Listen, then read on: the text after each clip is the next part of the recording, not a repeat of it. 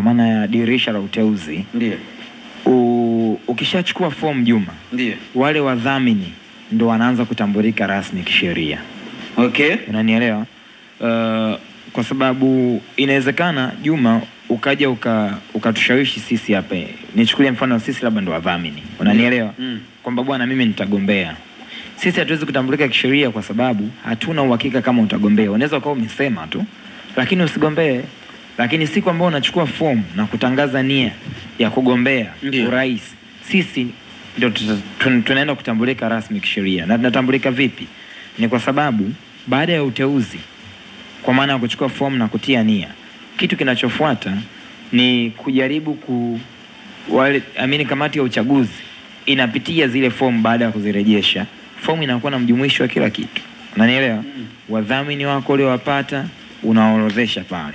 Kwa kamati ya uchaguzi inakaa inaangalia kwamba huyu ni Juma Hayo, wadhamini wake ni hawa. Tunaanza, je, Juma Hayo ana sifa? Kabla tujafika kwa wadhamini, unanielewa? Una uzoefu, una sifa za kugombea hiki kiti cha urais.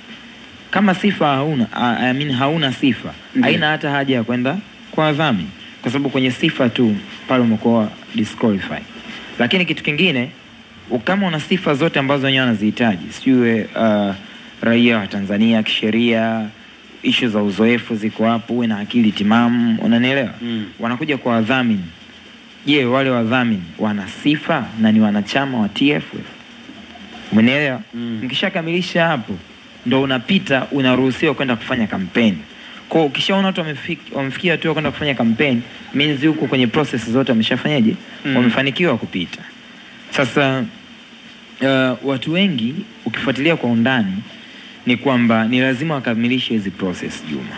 Na hao wadhamini kikanuni hakuna sehemu, kwa mfano sisi hakuna sehemu kikanuni inasema ni wakati gani sahihi wa kuongea na hao wadhamini. As long as ikifikia hatua ya kampeni, hauna haki ya kuongea na wadhamini, kwa sababu ili ufikie kwenye process ya kufanya kampeni, maana yake ni lazima uwe tayari na wadhamini ambao wanakubackup. Na hao wadhamini ni wale watu ambao wanakupa kura ya kukusupport kwamba sisi tupo nyuma yako, tuna imani na wewe. Unanielewa? Kwa hiyo changamoto kwa wagombea wengine wenye malalamiko, nafikiri kwenye marekebisho yangeanzia labda kwenye kanuni, na ambayo kanuni haiwezi kurekebishwa tu from nowhere, lazima watu waende kwenye mkutano. Na katika marekebisho haipaswi kuwa tu tunajadili ya mambo kwenye kipindi ambacho tunakaribia kufanya hizi chaguzi. Ndio. Ni mchakato ambao unapaswa kuwa na tuseme muendelezo. Ndio. Sio mchakato wa siku moja tu, kwamba kwa sababu kumekuwa na hiyo kasumba. Watu wana raise hoja za msingi kwenye kipindi ambacho matatizo yanatokea. Inawezekana kuna kipindi ambacho matatizo hamna, lakini ndani yake kuna vitu haviendi sawa. Lakini watu wanazingatia kama sio muda sahihi, mbona kama kila kitu kinaenda sawa sawa. Mwisho wa siku ikifikia kwenye hizi hatua, watu wanaona kama wanaonewa. Unanielewa? Na mimi nimeelewa hoja za wenzangu wote wawili. Ni kweli Juma, kuna haki ya, kwa sababu mimi navyoelewa Kiza, uongozi sio zawadi ya maisha brother. Kabisa. Uongozi ni dhamana ya muda. Unanielewa? Muda wako ukiisha, kama katiba inaruhusu kugombea tena, unapaswa kugombea, lakini pia wanachama ama wananchi wana haki ya kusikiliza pia sera za watu wengine. Unanielewa? Watu wanapaswa kushawishiwa kwa sera na maoni ya nini utaenda kufanya. Of course tayari umefanya, na hata juzi nilisema kwamba Karia alichokifanya ni kitu kikubwa sana. Na Karia hawezi kuongoza milele. Huu muda wake ambao anarudi, kama atarudi, manake kikatiba inamruhusu. Mbona kama una uhakika kama anarudi? Kwa jinsi nisikilize watu wamekosa endorsement. Nisikilize Juma. Baraka anakwenda mwenyewe. Nisikilize Juma Hayo. Karia amefanya kazi kubwa kwenye mpira wetu, lakini sio kwa 100% kama ambavyo wao wanasema. Kwa sababu mpira wetu hujafikia kwenye kila stage ambayo ni top level. Hakuna kiongozi anaweza kufanya kwa na of course hakuna, lakini bado mpira wetu upo kwenye process ya kuelekea kwenye stage ambayo sisi tunaitaka. Ndio maana unaona wadau wengi wanasema aendelee. Sikiliza Juma. Na ndio maana nakwambiaje Juma? Juma Hayo rafiki yangu. Ndio maana nakwambiaje Juma kwa Karia. Juma. Ndio maana nakwambiaje wagombea wengine kama wanakizi vigezo vyote vya kushiriki katika huu uchaguzi, kuna haki ya wanachama pia sawa, kwa sababu naweza nikakusikiliza lakini nisikupe. Yes, ndio kinachofanyika sasa hivi. Unanielewa? Ndio. Kwa hiyo hata hao wanachama wakiwasikiliza hao wengine, lakini wana haki ya kuwasikiliza. Watu hawana tena muda wa kuwasikiliza. Lakini huyo jamaa alisema hata mimi pia amenishangaza kwamba hakuna haja ya kuwasikiliza hao watu. Alishampa mwingine anakusikiliza na kukupotezea muda. Of course, hata wanasiasa wanaofanya kampeni sio kila mtu pale atapiga kura ya ndio kwake. Kuna mtu anaweza kusikiliza sera, akiona hujamshawishi atapiga kura kwa mtu mwingine. That's the point. Correct, na niwaambie tu, endapo mtu atapata endorsement akaingia kwenye boksi, kuna muda wa kampeni watawasikiliza, na wamekwambia hawataki kusikiliza. Kufika kwenye kampeni kama hauna wadhamini.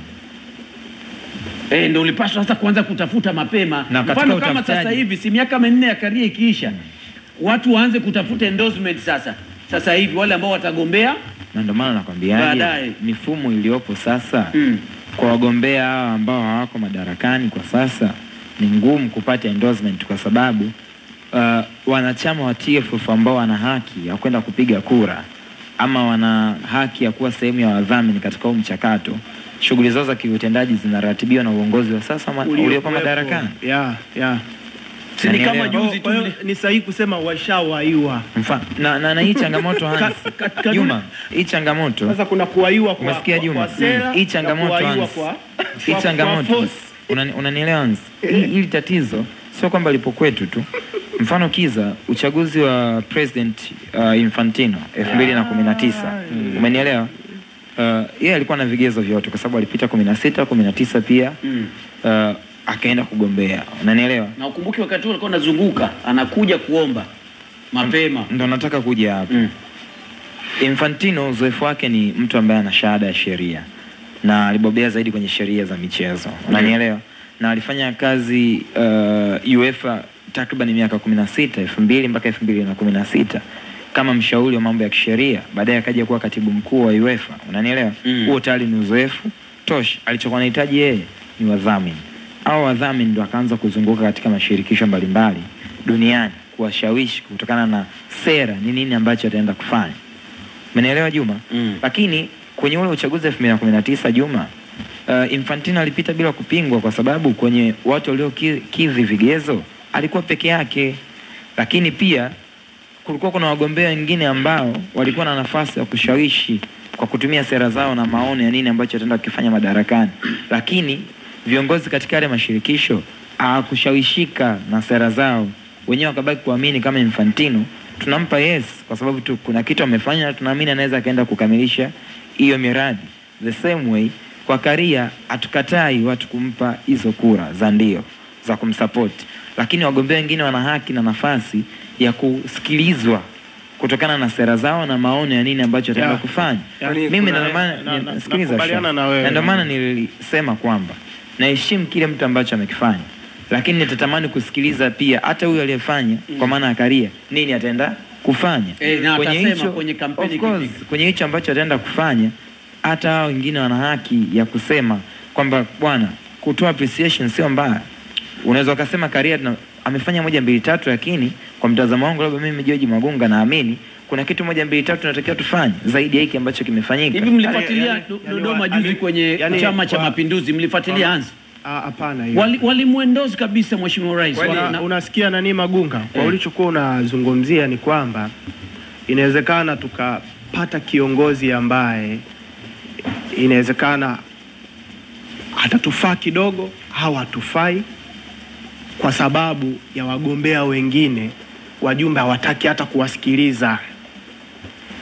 Hawataki hata kuwasikiliza, wao washamaliza toka kitambo. Na ni wao wenyewe. Sio hawajaambiwa na mtu. Mimi nilikuwepo kwenye mkutano. Engineer Hersi, haya mfano ni waulize wote hapa. Engineer Hersi ni moja ya watu wasomi kabisa na wanaongoza ACA. Si ndio hivyo Rich, si ndio hivyo? Yule ni mtu ambaye huwezi kuniambia kwamba kuna mtu amemwambia yule anyanyuke kwenye maana yake wameamua wao. Mimi sina doubt na Karia. Mimi na doubt sawa. Na wale wanachama wenye nafasi ya kuwa sehemu ya wadhamini. Yes, mimi naweza kura yangu nikampa Karia. Umenielewa kwamba unaweza ukaenda kugombea. Si unanielewa Juma? Lakini tuna nafasi pia kuwasikiliza hata watu labda watu wengine kama wakina Kiza ambao kosa ni la wajumbe, si yes, hata kama inawezekana pia kosa sio la wajumbe. Ndio pale na mimi nikaa nakwambiaje, nimesikia mjumbe mmoja hapo mwakilishi, unasikia Juma, hawana hata muda wa kuwasikiliza. Unasikia Juma, katiba ipo Juma hayo. Ndio maana nilikuwa nakwambiaje, inawezekana wajumbe wakawa wamefurahishwa labda na utendaji wa rais aliyekuwepo, ndio, lakini inawezekana wengine wamekuwa forced kufanya hivyo. Kwa sababu gani? Unajua haya mambo ya uchaguzi jinsi yalivyo, mtu unaweza mwenyewe ukaangalia kwamba huyu nisipompa kura akiingia mimi ndo nitakuwa chakula, yani mimi ndo nitakuwa wa kwanza nanyolewa. Kwa ili kuepusha shari, ngoja tu nimpe, yani bora lipite. Sasa ina maana ni nini ambacho kinatokea? Mpira wa Tanzania inawezekana ungepata kiongozi mzuri zaidi, lakini kwa sababu watu wote washaenda kwenye mlengo mmoja, hawataki hata kuwasikiliza hao wagombea wengine.